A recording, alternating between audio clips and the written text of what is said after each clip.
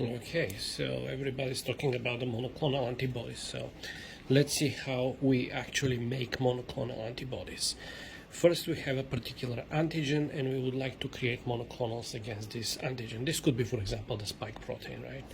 So then we get a mouse, and we inject actually the mouse multiple times with this antigen. It's basically like a vaccination. And this mouse is going to produce A B cells, which we can actually harvest from the mouse spleen. On the other hand, we are going to have a myeloma cell.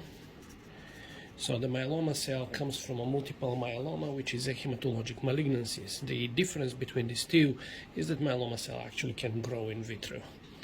So we then can fuse these two cells by means of polyethylene glycol. And when they fuse, we have three possible outcomes. We have the myeloma cells only, we have the B cells only, and we can have our hybridoma cells. So this is a B cell, this is the myeloma, and this is the hybrid.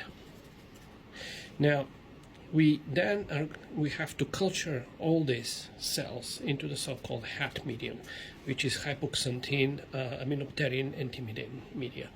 So the reason is that the myeloma cell, every cell that needs to grow and divide, needs to have the components for the DNA synthesis, right? So the myeloma cell, and every cell actually has two pathways, the de novo pathways, and we have the salvage pathway. The problem with the myeloma cell is that the salvage pathway is non-existent. But they have a mutation in the HGPRT gene, which is called hypoxanthine gonadotropin phosphoryblysyl transferase gene. So that's why they cannot use the salvage. And by adding aminopterin, which is the A in the HAT media, we are going to block also the de novo pathway. So this cell is going to die in vitro. On the other hand, the hybrid cell, which also uses the same two pathways, the aminopterin is going to block the de novo, but the salvage pathway will be restored because the B cell is actually deliver the necessary gene which was originally mutated. So this cell is going to survive.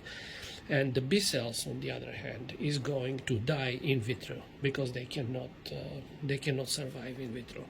So after that, we dilute the resulting cells to such a degree that each well will have only one cell, and then we test which one is producing an antibodies.